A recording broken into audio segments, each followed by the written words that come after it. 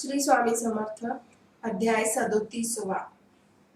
श्री गणेश सरस्वती यांना वंदन असो. श्री सद्गुरु दत्त दिगंबरांना नमन असो. श्री गुरु शिष्यास म्हणतात, मागील अध्यायामध्ये माया स्वभाव शक्ती, अज्ञानजन्य आवरण शक्ती, त्याचप्रमाणे विक्षेप शक्ती रूप विद्वानांबद्दल सांगितले. आता माया ही अति दुर्गट आहे. ती सर्वांना स्पष्ट कळावी म्हणून तिचे 4 अर्थ पाहू. तीनही काळामध्ये जी होतच नाही तिला बुद्धिमंत पुरुष माया म्हणतात. कार्यकारणारूप जगताच्या भेदाची जी कारण ठरते तिला शास्त्रवेत्ते जन माया म्हणतात. किंवा सर्व जीवांचे जे अधिष्ठान, जे सच्चिदानंद आत्मस्वरूप, त्या आत्मस्वरूप ब्रह्मज्ञानावर जी कायम आच्छादन ठेवते तिला वेदार्थ तत्ववेत्यांनी माया म्हटले आहे. आत्मज्ञान अर्थासह झाले की जे अज्ञान निवृत्त होते त्याला ब्रह्मवेत्ते माया असे म्हणतात. विश्वम माती यस्या सा माया, जग राहते जिच्या ठाया ती माया. माया या शब्दात 2 अक्षरे आहेत. त्याचा भिन्नार्थ करून दाखवू. मा म्हणजे न करणे व या म्हणजे येणे, जाणे, पावणे, मिळणे इत्यादी म्हणजे गमन करणे. माया हे 2 शब्द म्हणून पाहिले तर येणे न करणे, येणे जाणे नाही, पण ती अक्षरे म्हणून एकत्र केली तर ते इंद्रजाल दर्शनच ठरावे. माया म्हणजे कल्पना, माया म्हणजे मिथ्या असल्यासारखी भासणारी, जी जिथे नाही तिथे ती असल्यासारखी भासणे ही माया. कल्पनेने जी भासते ती माया. निर्विकार आत्म्याच्या ठाई ती संभवतच नाही. मग प्रश्न उद्भवतात ती श्रुती वर्णनाचे. श्रुतीने आत्म्याला जगत कारण तथा जगत रूप असेही म्हटले आहे. शिष्यांना यथार्थ बोध व्हावा म्हणून तत्वज्ञांनी निष्प्रपंच आत्म्याच्या ठाई प्रपंच माया कल्पित क्रम रचला. एकदा का सूर्यनारायण उदयाचली आले की अंधकाराची निवृत्ती होते, त्याचप्रमाणे आत्मज्ञान झाले की अज्ञान मायाभास दूर होतो. निर्विशेष आत्म्याच्या ठाई आपण मायामय प्रपंच पाहतो. हे अज्ञान आत्मसाक्षात्काराने दूर होतो, म्हणून ते अज्ञान कल्पित होय. यालाच तत्ववेत्ते माया म्हणतात. दीप प्रकाश उजळला की कुणास अंधार जाणवेल का? तसेच ब्रह्मानुभवी पुरुषाला प्राप्त ज्ञान चक्षुमुळे माया अशी दिसतच नाही. आत्मज्ञान होताच जी सबीज लय पावते तिलाच माया इंद्रजाल म्हणावे. ही कल्पना असल्याने ती एकच असते, पण विविध पदार्थांच्या दुनियेमुळे ती अनेक रूपात भासते. जसे घड्याचे उदाहरण घ्या. या असत्याचा निराश करूया. या अनंत रूपाला तुला अज्ञान तथा अवस्था अज्ञान म्हणतात. मूल अज्ञान व तूल अज्ञानाचा भेद समजून घ्यावा. ब्रह्माचे आश्रित होऊन जे अज्ञान ब्रह्मरूपासही आच्छादन करते, मात्र ब्रह्मज्ञान प्राप्तीने निवृत्त होते, त्यास मूल अज्ञान म्हणतात. घटाधिक भेद चैतन्याचा आश्रित असूनही चैतन्यालाच आच्छादित करतो, पण तो हे अज्ञान चैतन्याचे ज्ञान होता लयास जाते त्याला तुला अज्ञान व अवस्था अज्ञान म्हणतात. श्रुतींमध्ये याचे तात्पर्य सांगण्यासाठी या अनेक माया कथन केल्या आहे. या भासतात केवळ मायावी ऐन्द्रजालिक रूप एकच आहे, तरी स्वमायेने अनेक रूप धरली आहे. त्याप्रमाणे परमात्मा मायावेश अनंत रूप धारण करतो असे व्यासादिक तत्ववेत्तेही सांगतात. जरी त्यांनी परमात्माची अनेक रूपे सांगितली तरी त्यांचा वेगळेपणा व अनेकत्व सांगणे हे त्याच्या विवेचनामागेच तात्पर्य नाही.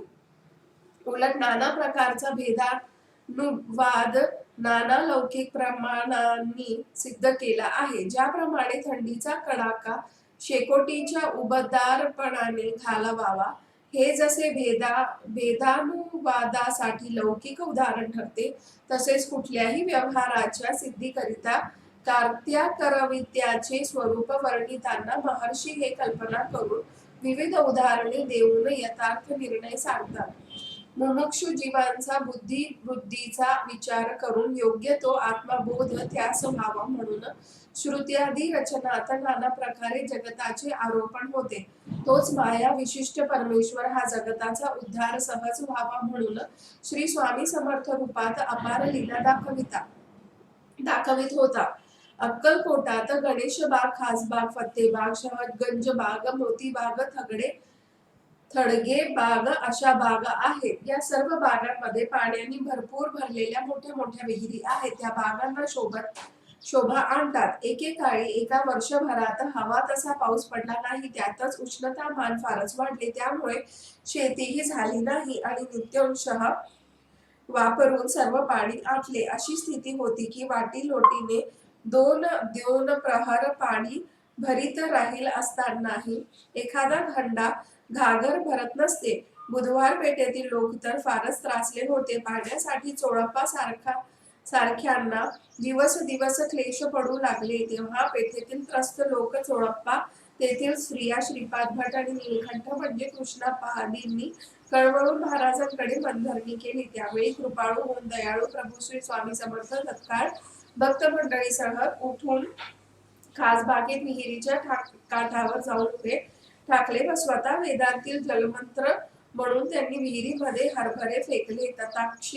तत्क्षणी त्या वाफीत जल दिसू लागले. दुसऱ्या दिवसापासून त्या विहिरीत जल निर्माण होऊन लोकांना कामापुरते पाणी मिळू लागले. तेव्हापासून अक्कलकोटच्या विहिरीमध्ये पाणी तीव्र उन्हाळ्यातही संपत नाही. खासबागेतल्या बावडीतील सुकत चाललेल्या पाण्यामध्ये किडे पडून ते जराही पिण्यायोग्य उरले नव्हते. परंतु महाराजांच्या हातातून त्या हरभरे पडताच ते पाणी आरोग्य, निर्मळ, सुगंधी, मधुर रुचीचे झाले. त्याआधी खास बागेत व्यंकट बाबडीचे पाणी राजेमंडी आणि अन्य लोक पिण्यासाठी वापरीत असत. पण आता खास बागेतील पाणी ही सर्वजण पिण्यास वापरू लागले. नंतर केवळ 1 महिन्यातच पुरेपूर पर्जन्य बरसला आणि अक्कलकोटस्थ जनांचे जलदैन्य संपुष्टात आले.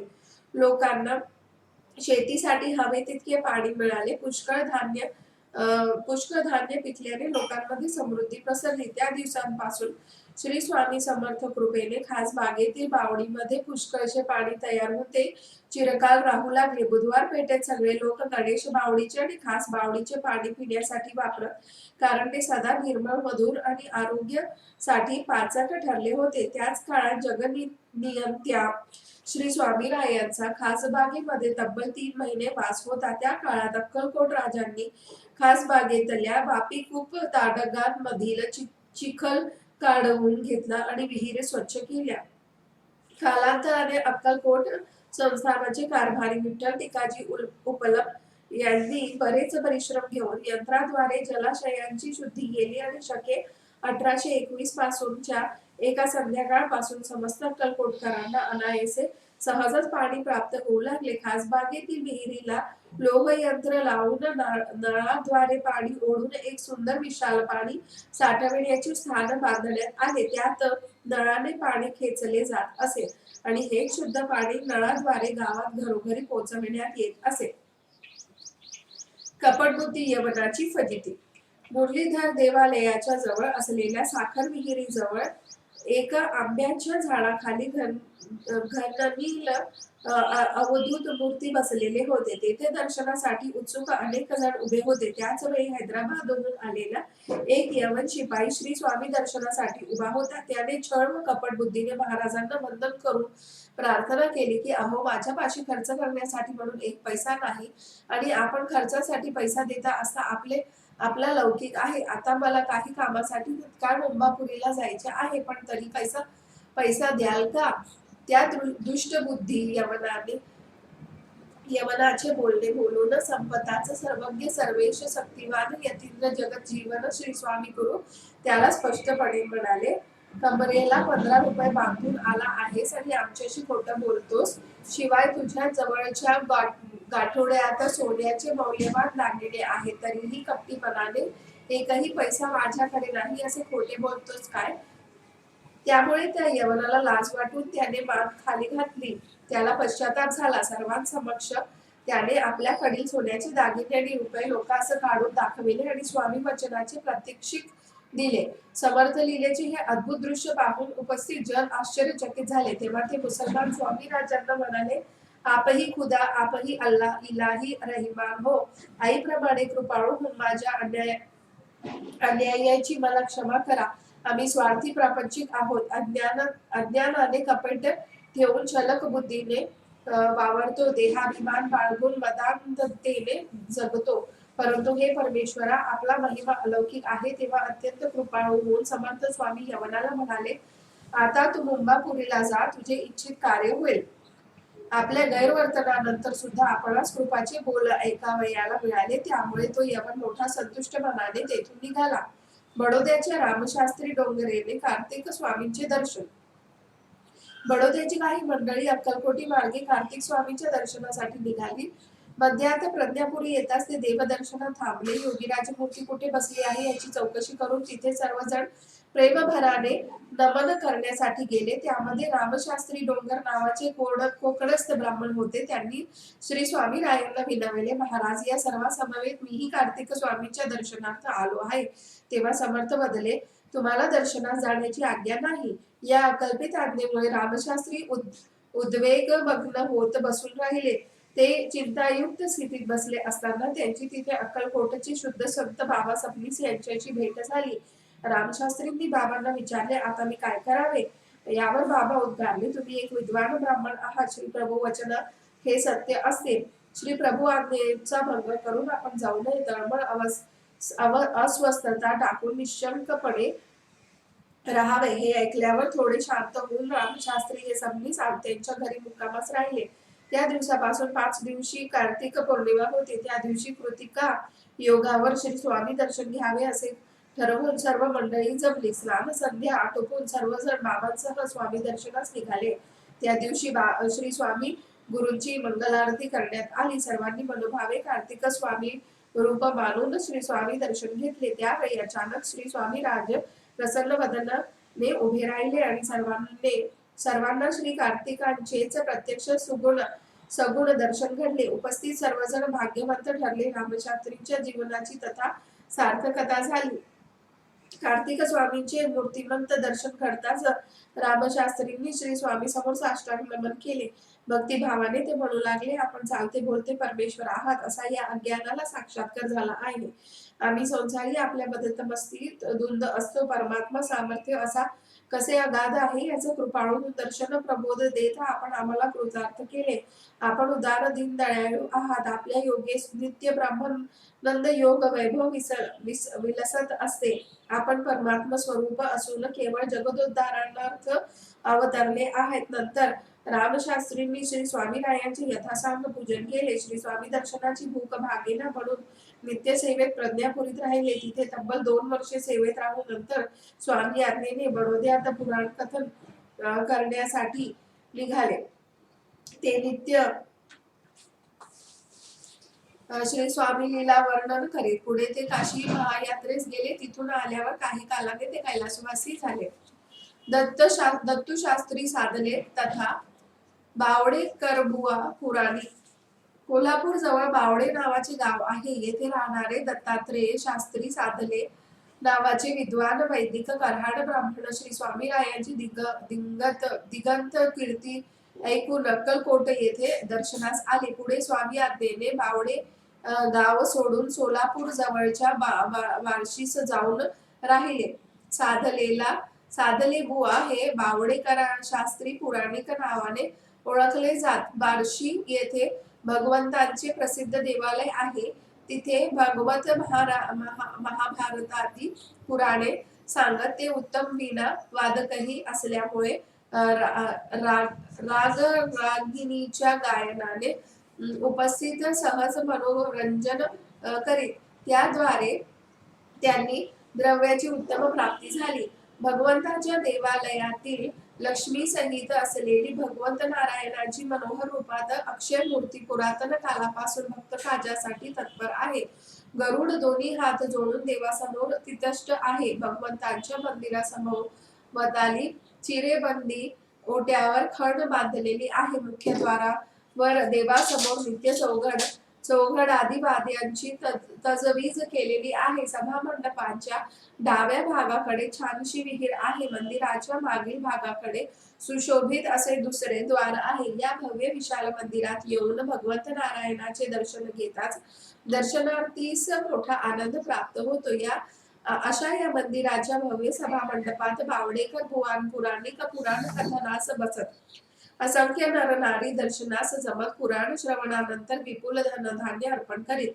पुढे त्यांनी बार्शी येथे मोठे घर बांधून कुटुंबासह आनंदाने पुढील काळ घालविला. हे अक्कलकोट वारंवार येऊन श्री स्वामीरायांची पूजा करीत. त्यांनी एक कन्या होती. दत्तात्रेय शास्त्री बुवांनी एक सुंदर गाय श्री स्वामीरायास अर्पण केली होती. महाराजांनी मोठ्या प्रेमाने तिचे नामकरण भगीरथी गंगा असे केले होते. पुढे तिला एक कालवड झाली तर दोन खोंडे झाले. कालवडीला महाराज गोदावरी म्हणत, थोरल्या खोंडास लठ्ठ हत्ती तर धाकट्या कल्याण म्हणत.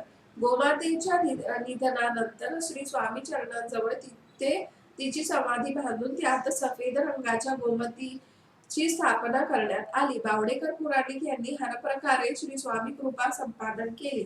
फलस्वरूप सेतुबंध, रामेश्वर, कीर्तिकर स्वामी, व्यंकटेशगिरी, द्वारका, श्री गिरनार, प्रभास क्षेत्र, सुदामपुरी, जगन्नाथ, बद्रिकेदार, प्रयाग, गया, श्री क्षेत्र, काशी, अयोध्या, पुरी, हरिद्वार, गोकुल, वृंदावन, मथुरा यासारखी अनेक तीर्थक्षेत्र देवस्थाने त्यांनी पाहिली. तिथे पुराण कथा सांगितल्या, स्नानपानही केले, अर्थार्जनही केले. स्वार्थ व परमार्थ याची सांगड घातली. ते हैदराबाद, पुणे, मुंबापुरी सारख्या शहरी पुराण वाचनासाठी जात. स्नान, संध्या, अनुष्ठान कर्मे करीत प्रपंच राखला. वेदांत ग्रंथ विलोकन करीत भगवत भजनही गायली. श्री स्वामी सेवेत बराच काळ राहिले असल्याने ते भक्तांना पटेल असे श्री स्वामींचे दाखले देत असत.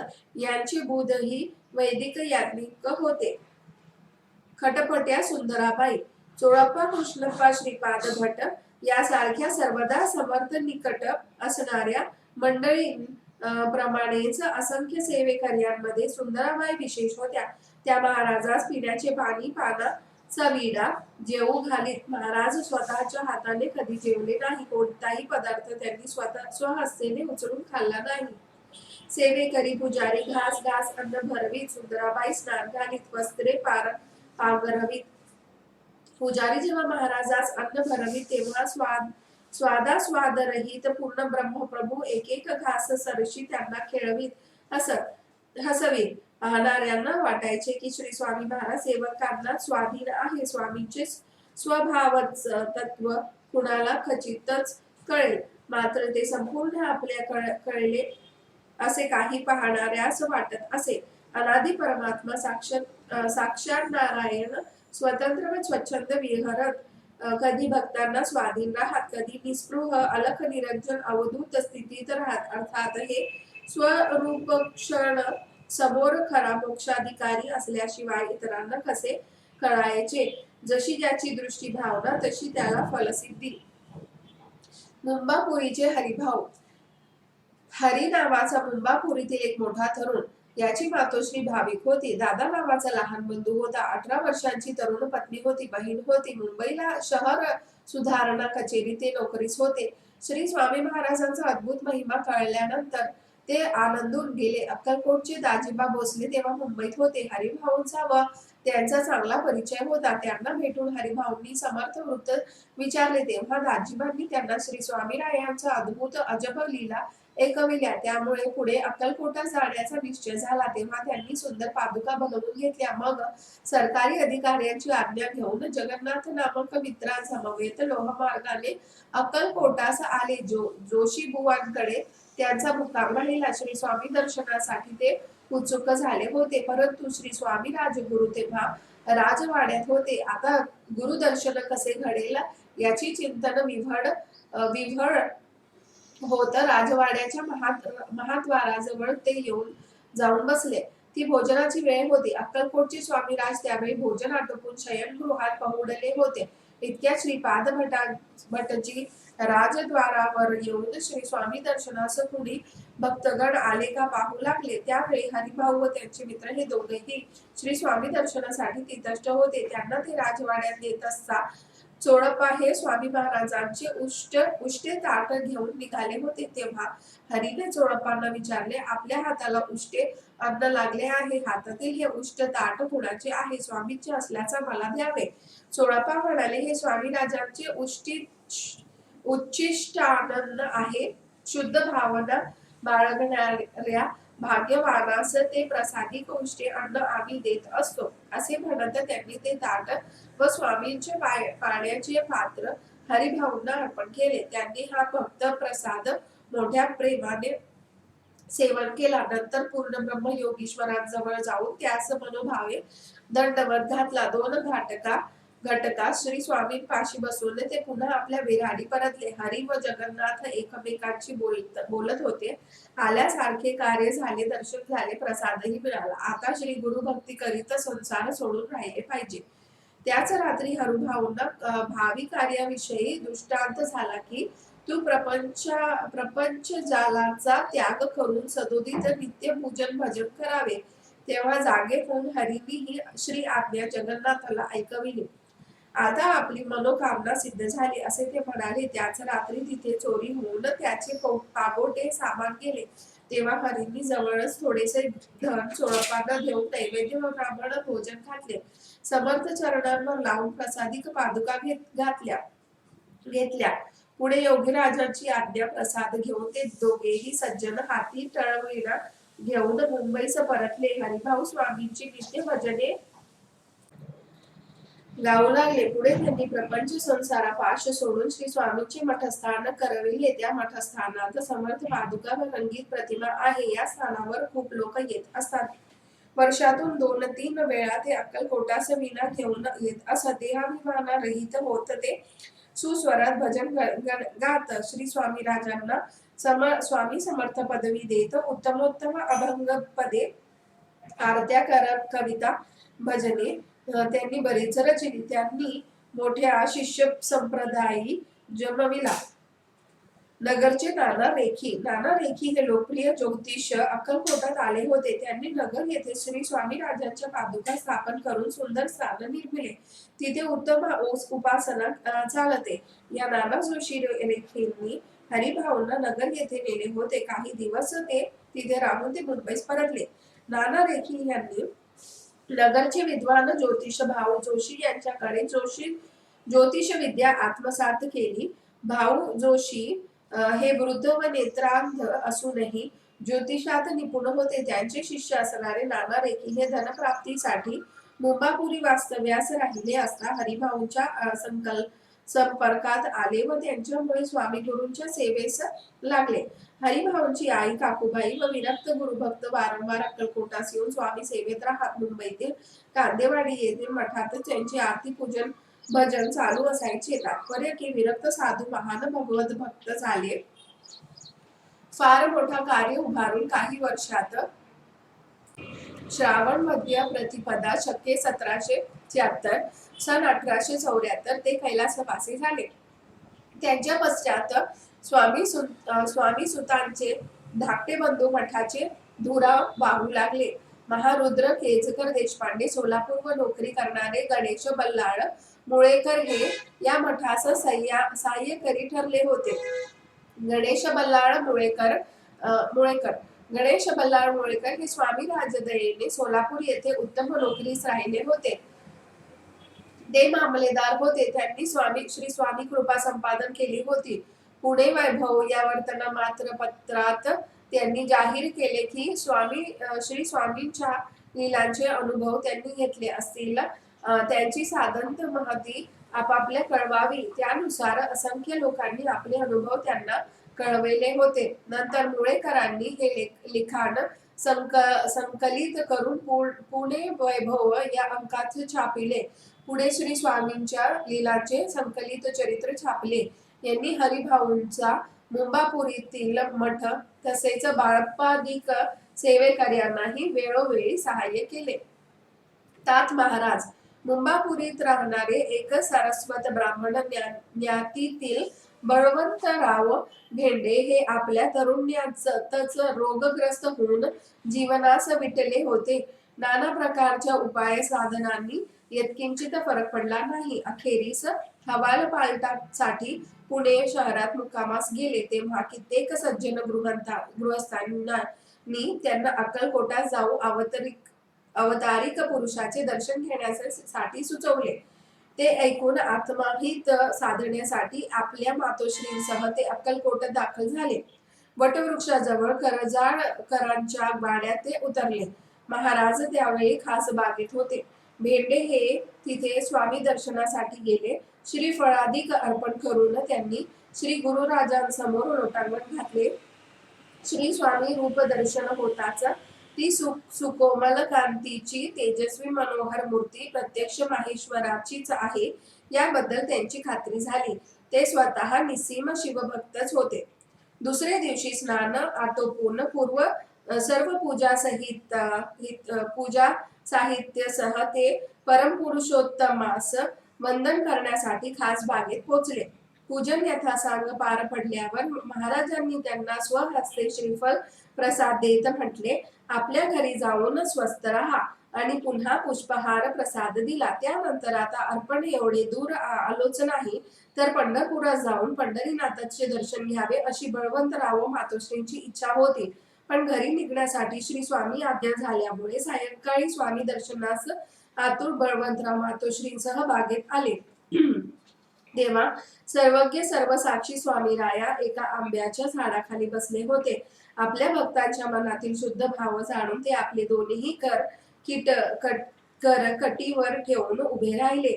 उपस्थित जन पाहते ते काय, श्री पांडुरंगाची सगुण घनश्याम मूर्ती प्रत्यक्षात दिसत होती.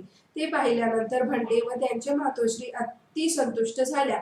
नंतर तिथून गाणगापुरास जाऊन नंतर थेट पुण्यास गेले. परिचितास श्री स्वामी दर्शना वेळेचे शुभ वृत्त देऊन मुंबईस परतले. पुढे जिथे नोकरीस होते ते पुन्हा रुजू झाले. श्री स्वामी राजांचे यांनी मुंबईत मोठे कार्य वाढविले. श्री गुरु स्वामी परमेश्वर ज्यावर कृपादृष्टी करतील त्याला चारही पुरुषार्थ प्राप्त होतीलच. श्री गुरुलीलामृताचे श्रवण पठण करून आपले इच्छित साध्य होईल हे श्रोते वाचक पठण करता यांनी जाणावे असा हा 37वा गोड रसाळ अध्याय येथे पूर्ण होत आहे. ब्रह्मनिष्ठ वामनांनी रचिलेले हा 37वा अध्याय येथे समाप्त होत आहे. श्री स्वामी समर्थ.